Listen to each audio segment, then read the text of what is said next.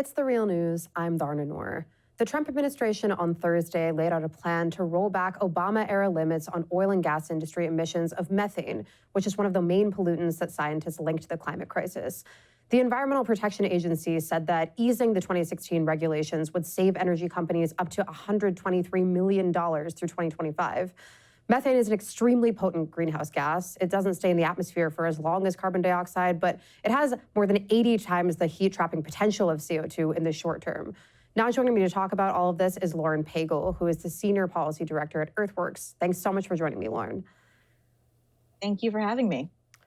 So the rollbacks that the EPA is proposing seem pretty extensive, pretty far-reaching. They'd make it so oil and gas companies don't have to limit methane leaks.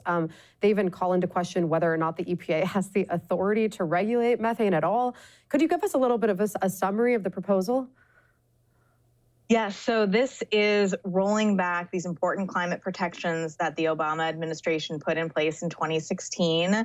And it really just signals the ignorance of the Trump administration towards science and the climate crisis, that they would go about not just rolling back these important safeguards, which protect us from climate pollution, but also along with the methane comes volatile organic compounds which have serious health impacts to folks that live near this oil and gas pollution.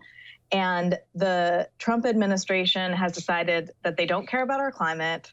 They don't care about the health of people living near oil and gas facilities, and that they would rather just roll back everything the Obama administration has done. Right. And, this is particularly alarming because even before the EPA proposed easing these regulations, methane emissions have been on the rise. Your organization actually goes out into the field and documents methane pollution. What do you attribute that increase to, and what impact do those emissions have? So the latest science says that there's actually 60% more methane being emitted by the oil and gas industry than the EPA even knows about. Most of this is self-reported. We are out in the field with our optical gas imaging cameras that specifically detect methane and volatile organic compounds. And so that you can see methane pollution that you can't see with the naked eye, but you can see with this camera. And the industry is really just trying to get every inch of oil and gas out of the ground that they can. And they are disregarding the climate and health, and the Trump administration is helping them do it. What are the activities that industry is undertaking that emit methane? Where is all this methane coming from exactly in the process?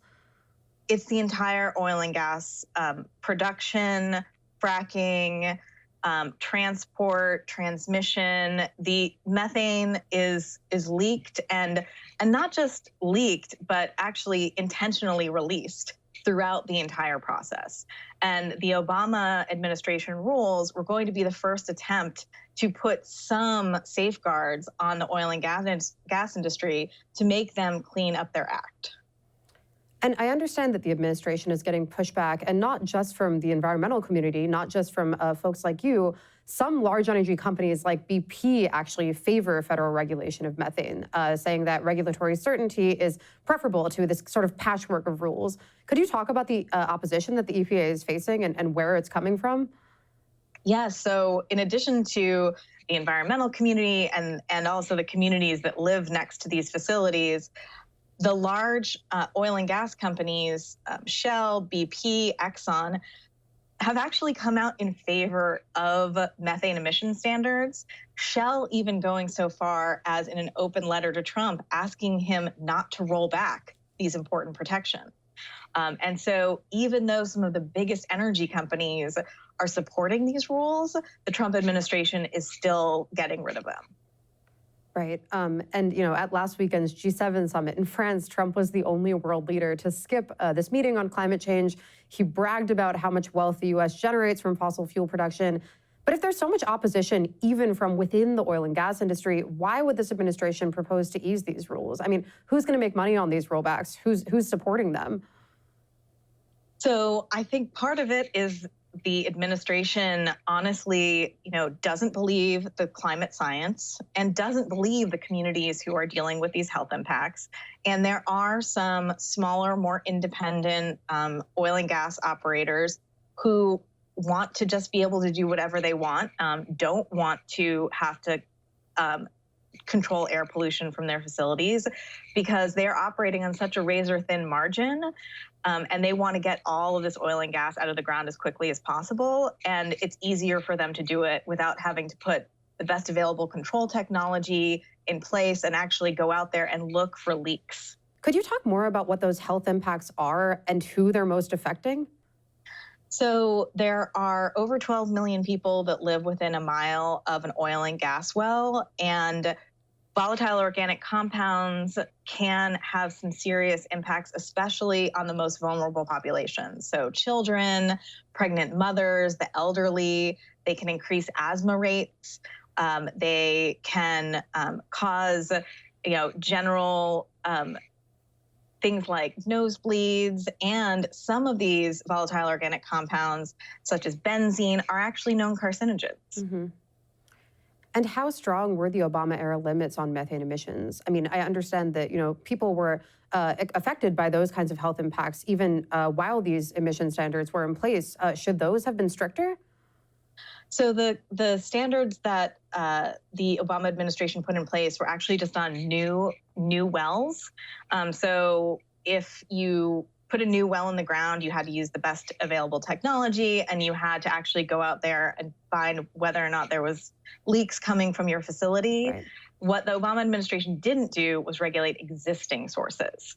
And so our hope had been that the next administration would take on those existing sources, because that's where most of the pollution is, and really put stronger regulations in place to control methane pollution.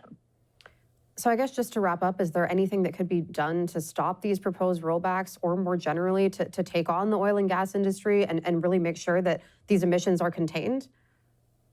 Well, we are encouraging everyone to comment to the Trump administration and the EPA and encourage them not to roll back these regulations. We also are working with states such as New Mexico and Colorado and Pennsylvania, who are going to pick up some of the slack and put state rules in place. And so there is some hope there, but someone in Colorado doesn't deserve cleaner air than someone in Texas. And that's why federal standards for air pollution are so important. So our hope is that the next administration can tackle this issue and do it quickly. Absolutely. Lauren Pagel, Senior Policy Director of EarthWorks, as you continue your fight against the oil and gas industry and to limit these kinds of emissions, we'd love to have you on again. Thanks so much for being here today. You're welcome. Thanks. And thank you for joining us on the Real News Network.